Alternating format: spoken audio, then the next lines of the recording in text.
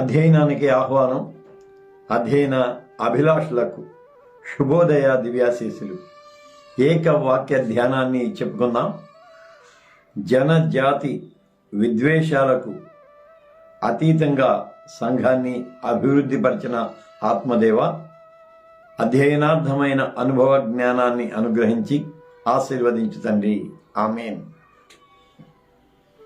ఆకాశాన వెలసిన ఆతారదారి చూపినది, పశులశాల వింతగా పరలోకమైనది.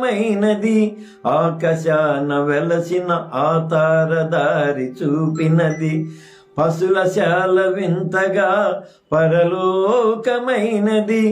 యేసుని చూచిన జ్ఞానుల జీవితాశ తీరినది, తిరిగి వెళ్ళు సమయాన మార్గమే మారినది. తిరిగి వెళ్ళు సమయాన మార్గమే మారినది. మెరిసింది అందాల శుభతార నింగిలో, జ్ఞానులే దీనులై సాగిరియా వెలుగులో, సాగిరియా వెలుగులో. అధ్యయన అభిలాషులకు ఆహ్వానాశీస్సులు.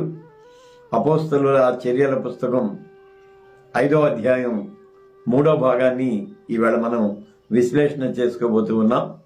ఈ భాగంలో ఎలాగూ సంఘం అభివృద్ధి చెందుతూ ఉంటే స్వర్ణ దేవాలయ అధికార ప్రతినిధులు ఆటంకాలు కల్పిస్తూ వచ్చారో వాటిని మనం విశ్లేషణ చేసుకోబోతూ ఉన్నాం.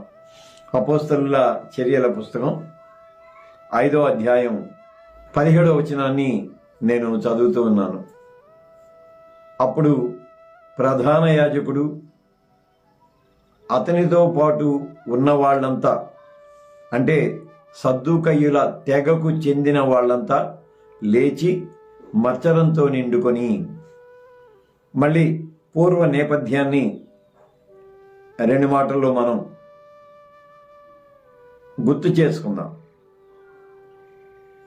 పేతురు, యోహానుల అద్భుత కార్యాలు గ్రంథస్థం చేయబడ్డాయి.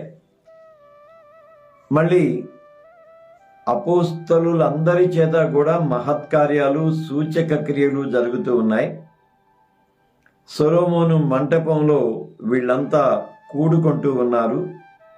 అంటే ఒక దేవాలయ, ప్రతిష్టాత్మక స్వర్ణ దేవాలయ ప్రాంగణం లోపల జాతి యావత్తుకు ప్రాతినిధ్యం వహించే ఆరాధన జరుగుతుంటే, స్వర్ణ దేవాలయ ప్రాకారం వెలుపల యేసు ఉద్యమము లేక ఆరంభ సంఘము సమావేశమవుతూ ఉన్నది. అందువల్ల ఆ క్లాష్ మనం చూడొచ్చు. ఎప్పుడైతే ఈ క్లాష్ ఏర్పడిందో లేక ఈ విభేదం ఏర్పడిందో, అది ప్రధాన దేవాలయ అధిపతులకు అలాగే అనుచరులకు కంటగింపుగా మారింది. అది సహజం కూడా.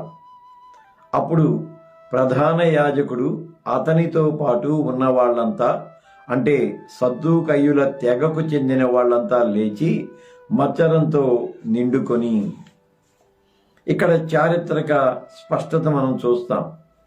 ప్రధాన యాజకులు సద్దూకయ్యుల తెగకు చెందిన వారు అనే ఆ స్పష్టత. కైప గురించి మనం మాట్లాడుకున్నప్పుడు కూడా అతడు సద్దూకయ్యుడు అని చెప్పుకున్నాం. అతడు, అతనితో పాటు ఉన్న వాళ్ళంతా అని ఆ ప్రత్యేకంగా ఉంది. లేచి అనంటే వాళ్ళందరూ ఏకమై అని చెప్పుకున్నాం.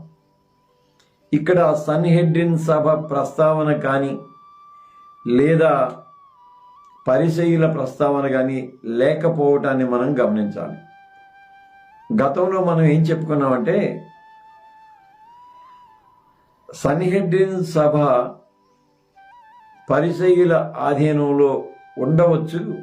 ఎందుకంటే గమలియేలు, హిల్లేలు, సుమియోను వీళ్ళంతా పరిసయ్యులు అని.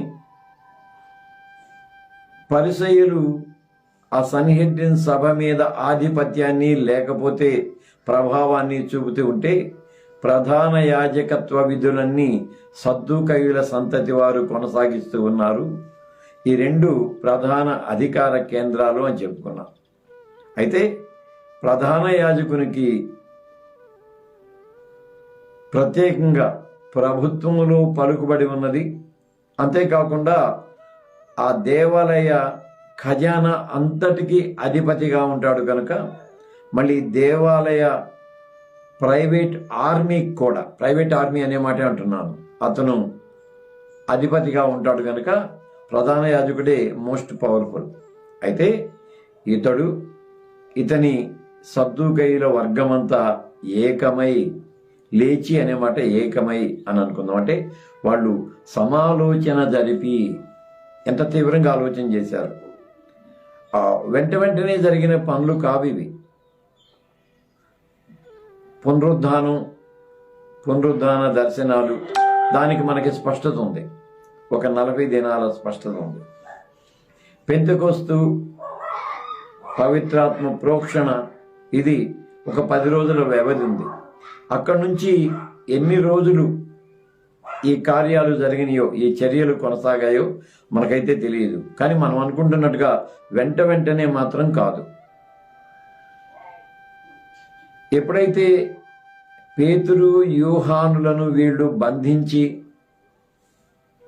ఆ తర్వాత వదిలిపెట్టారో, దాంతో మరింతగా వాళ్ళు తమ ప్రబోధాన్ని విస్తృతం చేయటం మొదలుపెట్టారు. ఆ క్రమంలో సంఘం సంఖ్యాపరంగా బలపడటం కూడా వచ్చింది. ఇక్కడ మళ్ళీ పరిణామ క్రమాన్ని ఆలోచించేద్దాం.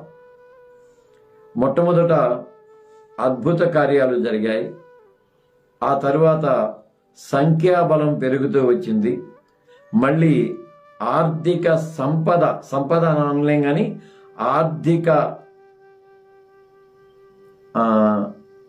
ఆర్థిక పరిస్థితులు కూడా మెరుగుపడుతూ వచ్చాయి, లేకపోతే ఆర్థికం ప్రవేశించింది అనొచ్చు. వ్యవస్థీకరించబడింది. దాంతోపాటు వ్యక్తులు కూడా ప్రవేశించారు.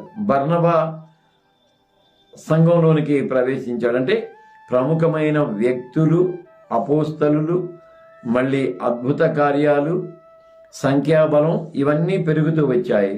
అయినప్పటికీ వీరు సొలొమోను మంటపాన్ని తమ స్థావరంగా చేసుకున్నారు అనే ఆ భావన మనం ముందు వచనాల్లో అధ్యయనం చేసుకున్నాం.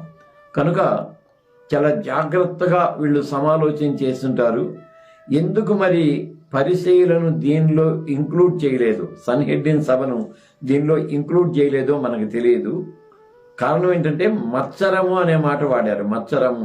మత్సరము అనే మాట చాలా పెద్ద మాట. తెలుగులో చక్కని ట్రాన్స్లేషన్.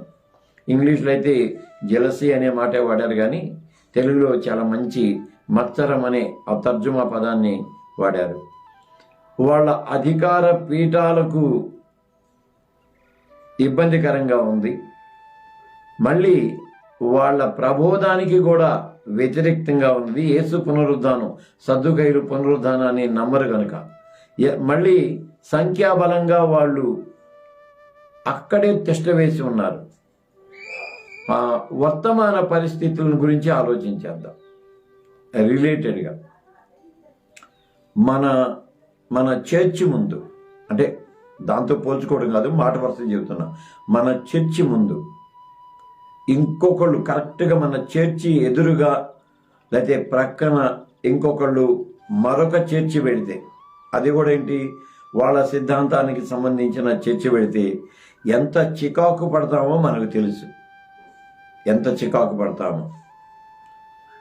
సరిగ్గా అలాంటి పరిస్థితి ఉన్నది. మళ్ళీ వీళ్ళు బలం గల వాళ్ళు కాబట్టి వీళ్ళందరూ సమాలోచన జరిపారు. నిండుకొని 18వ వచనం, అపోస్తలుల్ని బలవంతంగా పట్టుకొని పట్టణపు చెరసాలలో ఉంచారు.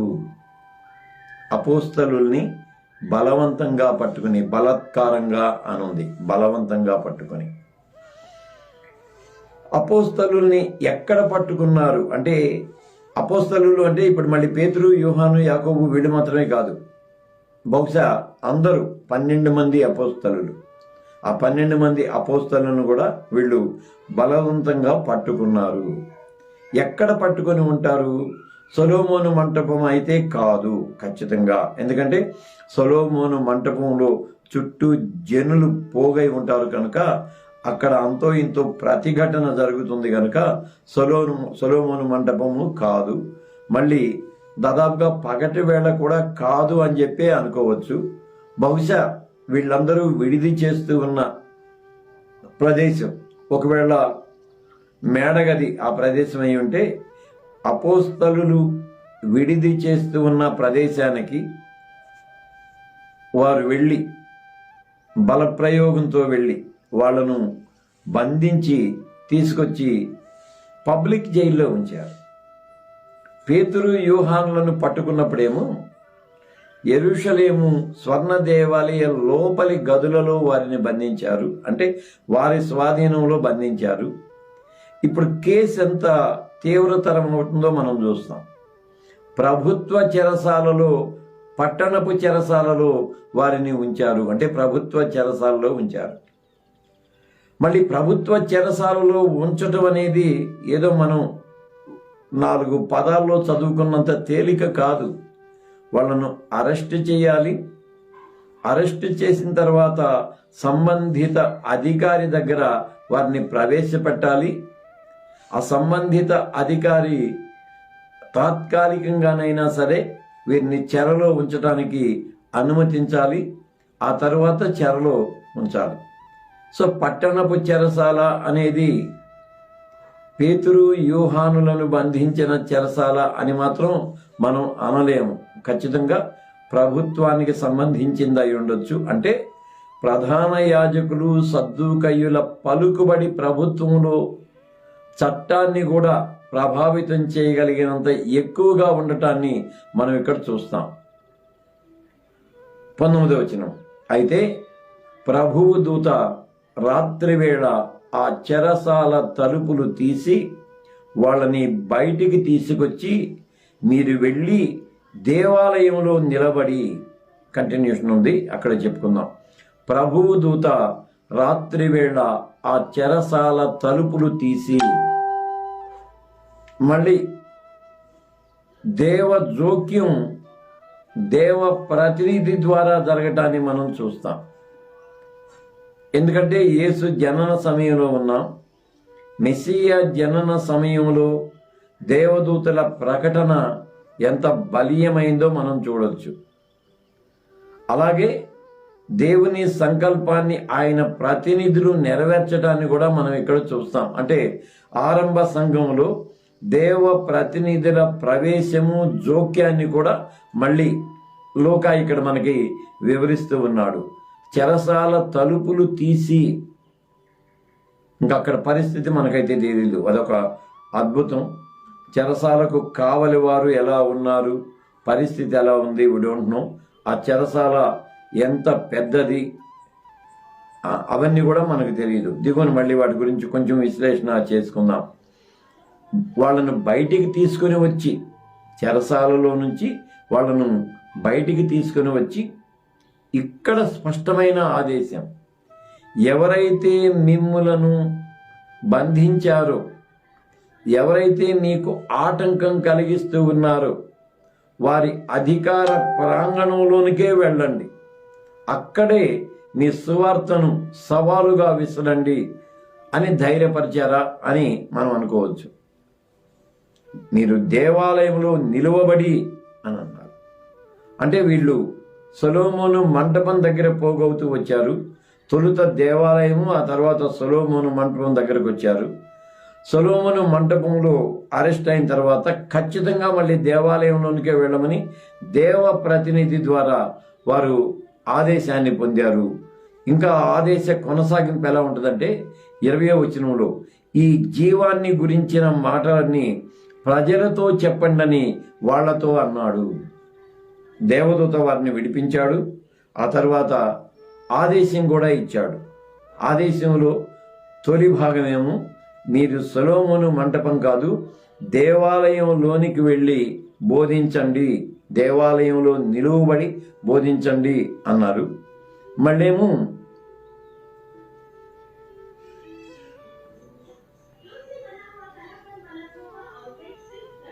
20వ వచనంలో ఈ జీవాన్ని గురించిన మాటలన్నీ ప్రజలతో చెప్పండి. ఏం చెప్పాలంటే జీవాన్ని గురించిన మాటలు, జీవాన్ని గురించిన మాటలు అనంటే ఎలాగూ మరణాన్ని జయించి జీవప్రదాతగా ప్రభువు తిరిగి లేచాడో దానిని మీరు స్పష్టపరచండి. థియలాజికల్గా దీన్ని చాలా ఎక్కువ మనం ఊహించుకోవచ్చు. ఎందుకంటే హైపోథెటికల్గా మనం చెప్పుకోవచ్చు. దేవాలయంలో అర్పణ మరణంతో కూడుకొని ఉంటుంది. కొంచెం థియలాజికల్ డిబేట్ చేసుకుందాం. దేవాలయ ప్రాంగణం లోపలి పరిస్థితులను మనం గమనించినట్లయితే చాలా దారుణంగా ఉంటాయి. ఆ మాట అంటున్నాను, దారుణంగా ఉంటాయి. బార్క్లీ కామెంటరీలో ఆ దేవాలయ ప్రాంగణ పరిస్థితులు అద్భుతంగా వివరిస్తాడు. నేను గతంలో కూడా ఈ మాట చెప్పాను. బార్క్లీ కామెంటరీ మొత్తం ఆన్లైన్లో ఉన్నది, మనం చక్కగా డౌన్లోడ్ కూడా చేసుకోవచ్చు. ఆ బార్క్లీ కామెంటరీలో సువార్త పాఠాలు తొలి భాగాలు మనం చదువుతూ ఉంటే, ముఖ్యంగా లూకా మత్తయి సువార్త ఆ భాగాలు మనం చదివితే దాంట్లో దేవాలయ ప్రాంగణ పరిస్థితులను గురించిన వివరణ ఉంటుంది. మళ్ళీ ఇక జోసిఫస్ వ్రాతలు అంటే యాంటిక్విటీస్ కొంచెం మనకు కష్టం దొరకటం, దొరికితే కానీ దాని అధ్యయనం కష్టం. బార్క్లీ చక్కగా మనం చదువుకోవచ్చు. లోపల అంతా మరణమే ఉంటుంది. ఈ మాట నేను దేవజ్ఞాన పరంగా చెబుతున్నాను. అర్పణలను, ఆ బలం కలిగిన పశువులను, పక్షులను లోపలికి తీసుకొచ్చి వాటి జీవాన్ని హరించి అక్కడ దేవునికి అర్పిస్తారు. కానీ వీళ్ళని ఏం చెబుతున్నారంటే దేవదూత, అర్పణ ముగిసింది, అర్పణ హననం కాలేదు, మళ్ళీ పునరుద్ధానంతో నిత్య జీవంగా రూపాంతరం చెందింది. అలా మనం దీన్ని అభివర్ణించుకోవచ్చు. మీరు ఈ జీవాన్ని గురించి మాట్లాడండి. సజీవ యాగంగా తనను తాను అర్పించుకున్న యేసు మరణ పునరుద్ధానాలను గురించి మీరు ప్రస్తావన చేయండి అన్నాడు. కనుక జీవము అనే మాట చాలా దేవజ్ఞాన పరంగా ప్రాముఖ్యమైన పదంగా మనం చెప్పుకోవచ్చు. ఈ మాటలన్నీ ప్రజలకు చెప్పండి. ఇప్పుడు మళ్ళీ మనం డ్రామాటిక్గా ఆలోచిద్దాం, నాటకీయంగా ఆలోచించేద్దాం. ప్రజలు వారి అర్పణలను తీసుకుని లోనికి ప్రవేశిస్తూ ఉన్నారు. ఆ మేకలు, లేకపోతే గొర్రెలు, లేక ఎద్దులు, చాలా పెద్ద జంతువులు, వాటిని తీసుకొని లోనికి ప్రవేశిస్తూ ఉన్నారు. ఎందుకు ప్రవేశిస్తున్నారు? వాటిని సంహరించటానికి. సరిగ్గా అపోస్తలులు అక్కడికి వెళ్ళి, అపోస్తలులు మళ్ళీ పేతురు యోహాను కాదు, అపోస్తలులు అక్కడికి వెళ్ళి అర్పణలు తెచ్చే వాళ్ళ దగ్గరకు వెళ్ళి, ఇదిగో మీరు వీటిని అర్పించడానికి వెళ్తున్నారు, కానీ అర్పణ యేసు స్వామి మనందరి పక్షంగా ఎప్పుడో జరిగించాడు, మళ్ళీ ఆయన జీవాధిపతిగా తిరిగి లేచాడు అని బోధిస్తూ ఉంటే అక్కడ పరిస్థితి ఎలాగుంటుందో మనం ఊహించుకోవచ్చు. అందువలన ప్రజలతో చెప్పండి అని అన్నాడు. 21వ వచనం. వాళ్ళు ఆ మాట విని, అంటే అపోస్తలులు, తెల్లవారిన వెంటనే దేవాలయంలోనికి వెళ్ళి బోధించటం మొదలు పెట్టారు. ఇక ఇక్కడి నుంచి భౌగోళిక పరంగా మళ్ళీ చారిత్రక పరంగా అధ్యయనాన్ని మనసులో అలా అట్టిపెట్టుకొని ఆలోచించేద్దాం. ముందు రాత్రి 12 గంటల తర్వాత యెరూషలేము దేవాలయము మూసివేయబడుతుంది అని జోసిఫస్ తన వ్రాతల్లో చెబుతాడు. ఖచ్చితంగా 12ంటికి మూసివేస్తారు. సో దేవాలయాన్ని మూసివేయటం అనేది కూడా అప్పటి నుంచి ఇప్పటి వరకు ఉన్న ఒక ప్రక్రియ. దేవాలయాన్ని మూసివేయటం అంటే మన చర్చెస్ ఇవి కాదు, పూర్వ పరిస్థితులు చెబుతూ ఉన్నాను. 12 గంటలకల్లా దేవాలయాన్ని మూసివేస్తారు. యోసిఫస్ చరిత్రలో మనం చూసేది. మళ్ళీ 6 గంటలకు దాన్ని తీస్తారు. సో తెల్లవారగానే అనే మాట ఉంటుంది మనకి 21వ వచనంలో. వాళ్ళు ఆ మాట విని, ఏ సమయంలో దేవదూత తలుపులు తీసి వీళ్లను వెలికి తీసుకుని వచ్చి ఆదేశాన్ని ఇచ్చాడో మనకి స్పష్టం లేదు, కానీ బహుశా వాళ్ళు ఆ మాట విని తెల్లవారిన వెంటనే వాళ్ళు వెంటనే బయలుదేరి వచ్చి ఉండొచ్చు, ఈలోపు తెల్లవారు ఉండొచ్చు. తెల్లవారిన వెంటనే దేవాలయంలోనికి వెళ్ళి బోధించడం మొదలు పెట్టారు. సో 6 గంటల నుండి దేవాలయ తలుపులు తెరవబడతాయి. అప్పటిదాకా బయట వేచి ఉన్న ప్రజలు తమ అర్పణలతో లోపలికి వస్తూ ఉంటారు. వాళ్ళతో పాటు వీళ్ళు 6 గంటలకు ప్రవేశించేశారు. ఇంకా దేవాలయ ప్రాంగణం మనకు తెలుసు. ఆ తూర్పు ద్వారంలో నుంచి యాజకులు వెళ్తారు. దేవాలయ విస్తీర్ణము, ఆవరణం అవన్నీ. మళ్ళీ దేవాలయానికి చుట్టూ ఉన్న ప్రాకారాలలో గదులు ఉండటం, అక్కడ వ్యాపారాలు జరుగుతూ ఉండటం, మళ్ళీ దానికి తూర్పు దక్షిణం వైపున ఉత్తరం వైపున, దేవాలయానికి దక్షిణం ఉత్తరం వైపున 2 చెక్కబడని రాళ్లతో కట్టిన గుండ్రటి కట్టడాలు అవి ఉండటం మనం చరిత్రలో చూస్తూనే ఉంటాం. బైబిల్లో చిత్రపటాల్లో కూడా మనం చూస్తూనే ఉంటాం. సో వీళ్ళు ఎక్కడ నిలువబడి బోధించడం మొదలు పెట్టారో, బోధించడం అనగానే మనం వీళ్ళు కూర్చొని ఇంకా ఆ ప్రసంగం చెబుతూ ఉంటే అందరూ వాళ్ళ ఎదుట కూర్చున్నారు, లేకపోతే నిలబడ్డారు, చుట్టూ పోగయ్యారు, అదని నేను అనుకోవటం లేదు. వాళ్ళు వెళ్ళి లోపలికి వచ్చిన వాళ్ళను వ్యక్తిగతంగా లేకపోతే 2-3 కలుసుకుని ప్రభావితం చేస్తూ ఉన్నారా? ఎందుకంటే తర్వాత దాని గురించి చెప్పుకుందాం. ప్రభావితం చేస్తూ ఉన్నారా అది మనం ఆలోచన చేయాల్సిన పని.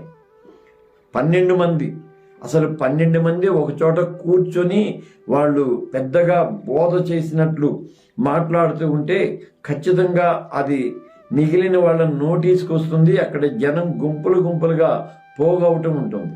అలా కాకుండా ఈ 12 మంది వ్యక్తిగతంగా లేక స్వల్ప సముదాయం 2-3 ఉన్న చోటకు వెళ్ళి వాళ్లకు దీన్ని చెబుతూ ఉన్నారా? అలా మనం అనుకోవచ్చు. అనుకోవటానికి ఆధారాలు ఉన్నాయి అన్నమాట. వాళ్ళు ఆ మాటలు విని తెల్లవారిన వెంటనే దేవాలయంలోకి వెళ్ళి బోధించడం మొదలుపెట్టారు. దాని తర్వాతి భాగం. ప్రధాన యాజకుడు అతనితో పాటు ఉన్న వాళ్ళంతా వచ్చి, ఇది వాళ్ళకంటే ముందే వీళ్ళు వచ్చారు 6ంటికి. బహుశా వాళ్ళు 9 ఆ ప్రాంతంలో వస్తారేమో, నాకు కరెక్ట్ టైం తెలియదు. బట్ వీళ్ళ తర్వాత వాళ్ళు వచ్చారు. ప్రధాన యాజకుడు అతనితో పాటు ఉన్న వాళ్ళంతా.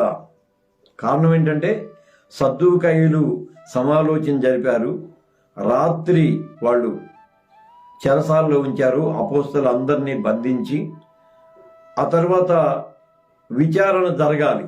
విచారణ ఎక్కడ జరగాలి? సన్హెడ్రిన్ సభలోనే జరగాలి.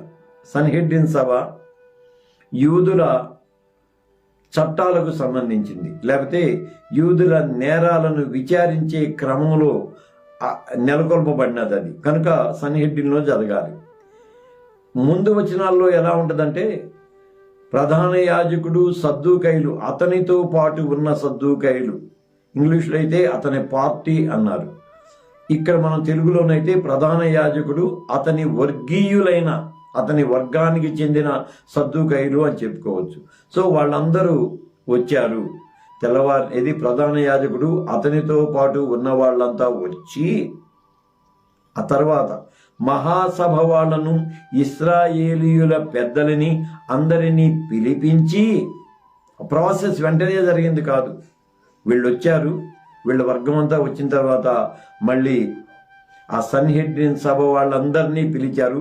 సన్హెడ్రిన్ సభ 9ంటికి అక్కడ సమావేశం అవుతుంది. ప్రతిరోజు సమావేశం అవుతుందని జోసిఫస్ చరిత్రలో మనం చూస్తాం. సమావేశమైన తర్వాత వెళ్ళి బహుశా వాళ్ళకి చెప్పుంటారు.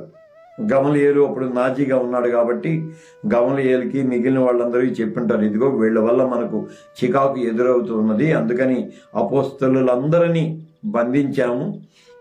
రాత్రి వేళ బంధించుంటారు. అందువల్లనే మళ్ళీ వాళ్ళని విచారణ చేసి చెరలో ఉంచడానికి సన్హెడ్రిన్ సభకు అవకాశం ఉండదు. సన్హెడ్రిన్ సభ 6 గంటల తర్వాత క్లోజ్ అయి ఉంటుంది. అందువలన సన్హెడ్రిన్ సభ నియమాల ప్రకారం లోనికి తేవడానికి వీల్లేదు కనుక వాళ్ళని పట్టణపు చెరసాల్లో, ప్రభుత్వ చెరసాల్లో ఉంచాము. ఈ వివరాలన్నీ వాళ్ళకి చెప్పి ఉండొచ్చు. లేకపోతే రాత్రికి రాత్రి చెప్పారా, పగలు చెప్పారా, అదైతే మనకి స్పష్టత లేదు. కానీ ఇక్కడైతే వాళ్ళందరినీ పిలిపించి వాళ్ళతో పాటు ఇశ్రాయేలీయుల పెద్దలందరినీ పిలిపించి, ఇశ్రాయేలీల పెద్దలు అంటే గోత్ర పెద్దలందరినీ, లేకపోతే ఒక్కొక్క వర్గానికి చెందిన పెద్దలందరినీ, వీళ్ళందరినీ పిలిపించారా ప్రముఖంగా. ఇది ఆ పట్టణంలో అందుబాటులో ఉన్నది. దీన్ని మనం ఇలా కూడా వ్యాఖ్యానించుకోవచ్చు. యెరూషలేము పట్టణంలో స్వర్ణ దేవాలయం ఉన్నప్పటికీ అనేక సమాజ మందిరాలు ఉన్నాయి అక్కడ. మళ్ళీ సమాజ మందిరాలు కూడా ఎవరెవరి ప్రాంతానికి చెందిన సమాజ మందిరం అక్కడ ఉంటుంది. చరిత్ర గురించి మనం చెప్పుకున్నాం. పండుగ నాడు అంటే దాదాపు పెంతెకొస్తు పండుగ గురించి చెప్పుకుందాం. పెంతెకొస్తు పండుగ ఆదివారం నాడు వస్తుంది. శనివారం విశ్రాంతి దినం కనుక వాళ్ళు ప్రయాణం చేయడానికి వీలు లేదు. సో శుక్రవారమే వాళ్ళు రావాలి. ఇది ఆ ఆరాధనలో పాల్గొనేవాళ్ళు లేక అర్పణలను అర్పించేవాళ్ళు శుక్రవారమే వచ్చి ఉండాలి. ఎక్కడుండాలి? చాలామంది ఏ ప్రాంతాల నుండి వచ్చారో ఆ ప్రాంతాల వారి సమాజ మందిరం అక్కడ ఉంటుంది. ఆ సమాజ మందిరాల్లో ఉంటారు. బహుశా ఆ సమాజ మందిర పెద్దలందరినీ, అంటే ఎన్ని సమాజ మందిరాలు అయితే ఉన్నాయో ఆ సమాజ మందిరాల పెద్దలందరినీ, ప్రధాన యాజకుడు, వాళ్ళ వర్గమైన సద్దూకయ్యులు, సన్హెడ్రిన్ సభకు సంబంధించిన 70 మంది ఆ పెద్దలు, ఇద్దరిని తీసేద్దాం 70 మంది పెద్దలు, మళ్ళీ యెరూషలేములో ఉన్న సమాజ మందిరాల వాళ్ళందరినీ అందాం, లేక ఇశ్రాయేలు పెద్దలందరినీ అందాం. వాళ్ళందరినీ పిలిపించి ఎంత తతంగం జరిగిందో. అప్పుడు చెరసాలలో ఉన్న వాళ్ళను వెంటబెట్టుకొని రమ్మని సైనికులను పంపించారు. ఇప్పుడు జాగ్రత్తగా మనం విశ్లేషణ చేసుకుందాం. అంటే వీళ్ళకంటే ముందే అపోస్తలులు లోపలికి వచ్చి బోధించడం మొదలుపెట్టారు. యెరూషలేము దేవాలయ ప్రాంగణమంతా కూడా సైనికుల ఆధీనంలోనే ఉంటుంది, అంటే వాళ్ళ పర్యవేక్షణలోనే ఉంటుంది. కానీ అపోస్తలులు లోపలికి వచ్చి బోధిస్తూ ఉన్న సంగతి సైనికుల నోటీసుకు రాలేదు. అందుకని ఇందాకేం చెప్పానంటే వ్యక్తిగతంగా ఒక్కొక్కరిని వీరు సంధిస్తూ వచ్చారా, లేక 2-3 అలాగూ సంధిస్తూ వచ్చారా? 12 మంది ఒక చోట ఉండకుండా ప్రజలతో కలిసి. అయినా అంత విశాలమైన ప్రాంగణమే కాదంటే అన్నోటీస్డ్ ప్లేస్ ఏం కాదు, ఊరికనే నోటీస్ చేయొచ్చు. కానీ సైనికుల దృష్టికి రాలేదు. అంటే వాళ్ళ బోధన గురించి వాళ్ళు ఎలా వ్యక్తిగతంగా ఒక్కొక్కరిని సంబోధించారో దానికి మనం ఇలా చెప్పుకోవచ్చు అన్నమాట. సైనికుల్ని పంపించారు. ఎక్కడి నుంచి? యెరూషలేము దేవాలయంలో నుంచి బయటకు వెళ్ళి పట్టణంలో ఎక్కడుందో మనకైతే తెలియదు. ఒకవేళ పిలాతు మందిర ప్రాంగణంలో ఉండొచ్చు అంటే మనం అనుకోవటానికి. ఎందుకంటే పిలాతు మందిరం అది న్యాయ వ్యవస్థ కాబట్టి దానికి దగ్గరలోనే చెరసాల, పట్టణపు చెరసాల ఉండొచ్చు. పిలాతు కూడా బర్నబాను ఆ చెరసాలలో నుంచే బయటికి తీసుకొని వచ్చి ఉండొచ్చు. అందువలన ఆ పిలాతు ప్రాంగణానికి, లేక గవర్నర్ బంగళా అనుకుందాం మన మాటల్లో, అక్కడ ఉండి ఉండొచ్చు. అక్కడికి వెళ్ళి మళ్ళీ అయితే 22 వచనం, అయితే సైనికులు అక్కడికి వెళ్ళినప్పుడు వాళ్ళు చెరసాలలో కనబడకపోవడంతో తిరిగి వచ్చి, ఒకే వచనం, వీళ్ళు ఇక్కడి నుంచి వెళ్ళారు. వెళ్ళిన తర్వాత రాత్రి ఎవరైతే వీళ్ళందరినీ చెరసాలకు అప్పగించారో వారికి ప్రధాన బాధ్యుడైన దేవాలయ అధిపతి కూడా వీళ్ళతో ఉండాలి. ఎందుకంటే ఆ అధిపతి వెళ్ళి మళ్ళీ వాళ్ళని సన్హెడ్రిన్ సభలోకి తీసుకొని వెళ్తూ ఉన్నాం అని చెప్పి తీసుకొని వెళ్ళాలి. ఎంత పెద్ద తతంగమో, అంటే ఎంత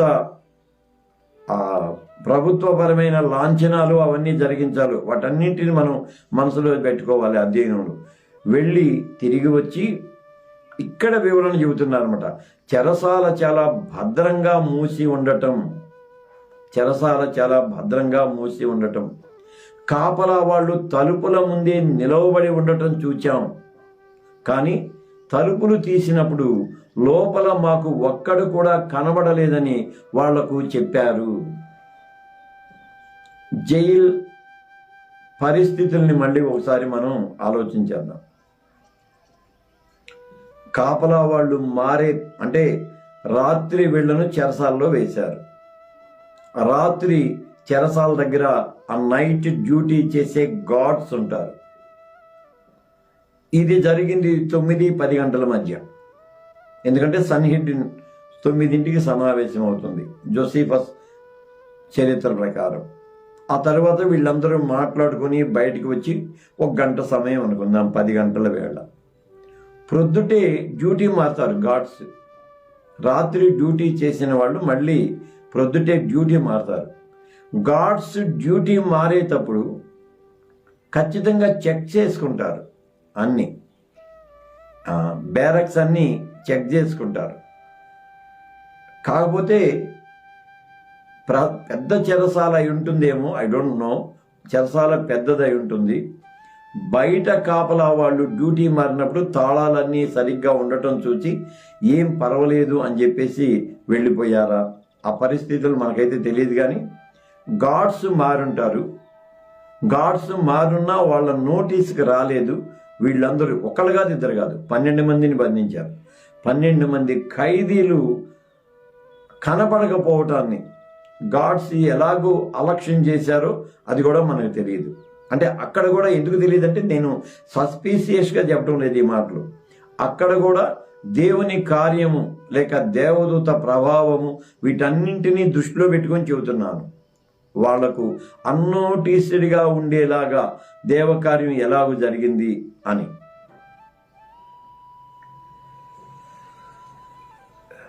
తలుపులు తీసినప్పుడు లోపల మాకు ఒక్కడ కూడా కనబడలేదని వాళ్లకు చెప్పారు.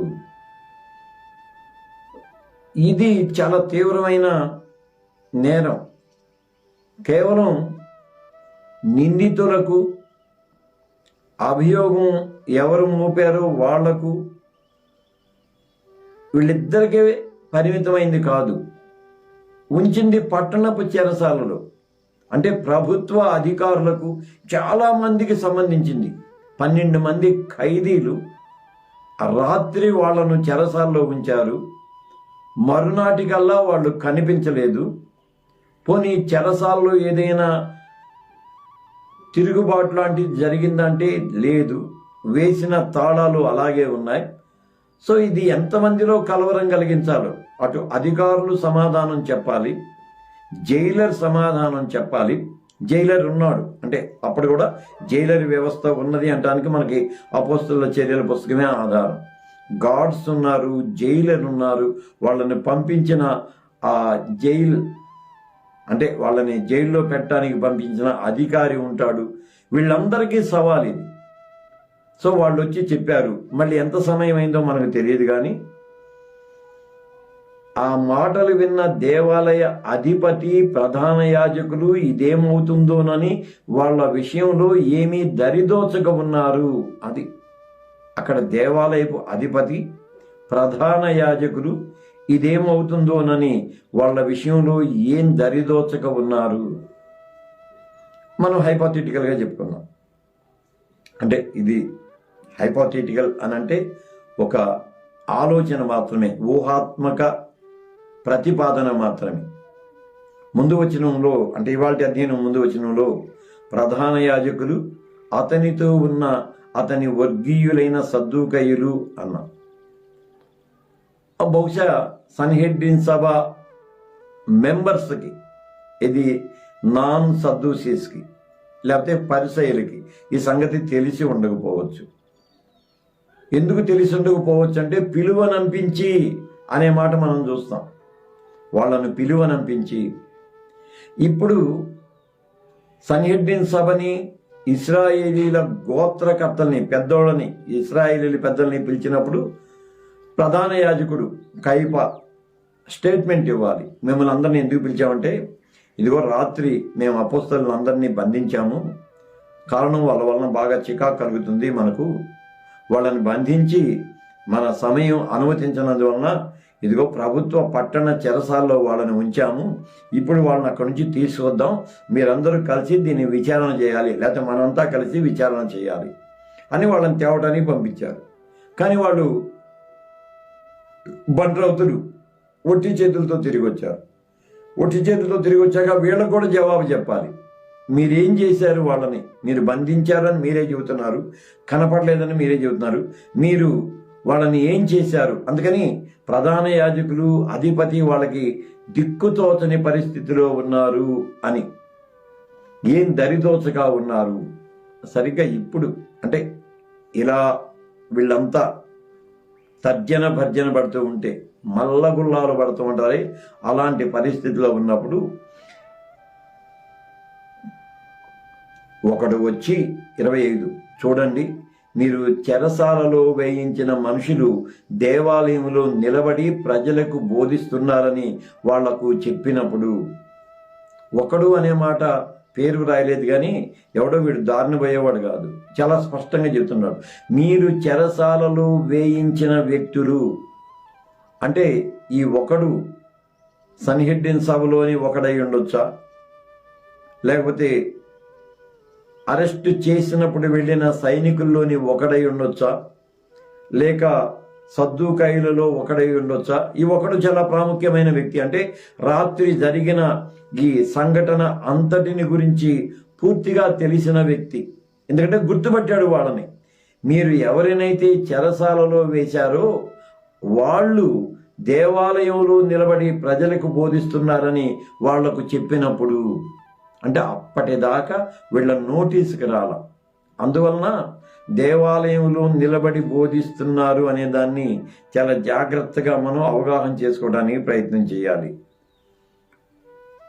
26వ వచనం, అధిపతి సైనికులతో పాటు వెళ్ళి ప్రజలు తమను రాళ్లతో కొడతారేమోనని భయపడి బలవంతం చేయకుండానే వాళ్ళని తీసుకొని వచ్చారు. ప్రజలు తమని రాళ్లతో కొడతారు అని అంటే అప్పటికే ఆ లోపల ఉన్న జనుల మనసులను అపోస్తలులు వాక్యంతో నింపి ఉంటారు, ప్రభావితం చేస్తుంటారు వాళ్ళు. ఎందుకంటే సత్యం గనుక. ఇంకొకటి ఏంటి, జీవాన్ని గురించి మాట్లాడుతూ ఉన్నారు. మరణ జీవాల సమస్యను వారు లేవనెత్తారు. మీరేమో పశుపక్షవాదులను వధించడానికి తెస్తున్నారు, ఇదిగో ఈ దేవాలయ ప్రతినిధులైన సన్హెడ్రిన్ సభ యాజకులు జీవాధిపతి అయిన యేసును చంపారు, కానీ దేవుడు ఆయనను లేపాడు. సింపుల్ గాస్పల్ ఇదే చెబుతా ఉంటే ఖచ్చితంగా జనులు ప్రభావితులైపోతారు. అక్కడ అంటే బహుశా ఈ సమాచారం తెచ్చినవాడు ఆ జనులు ఒక్కొక్కరు గుంపు పడటాన్ని గమనించి చెప్పుండొచ్చు. నాకు ఇప్పటికీ దాని గురించి నా స్పష్టత రావట్లేదు. ఎందుకంటే it is not a huge place, చాలా పెద్ద ప్రాంగణమేమీ కాదు. ఏ మూల ఎక్కడ జరుగుతున్నా 10 నిమిషాల్లో తెలిసిపోయే పరిస్థితి. అంటే ఏది ఆ టోపోగ్రఫీ, ఆ నైసర్గిక స్వరూపాన్ని మనం చూసినప్పుడు. అందుకని ఇది కొంచెం అస్పష్టంగానే ఉంటుంది అధ్యయన కోణంలోంచి ఆలోచన చేసినప్పుడు. బట్ జరిగింది అలాగా. అప్పుడు వాళ్ళని బలవంతంగా కాకుండా రమ్మంటున్నారు, రండి అని. వీళ్ళు అపోస్తలులు ఉన్నారే, వీళ్ళు చాలా ధైర్యస్తులు.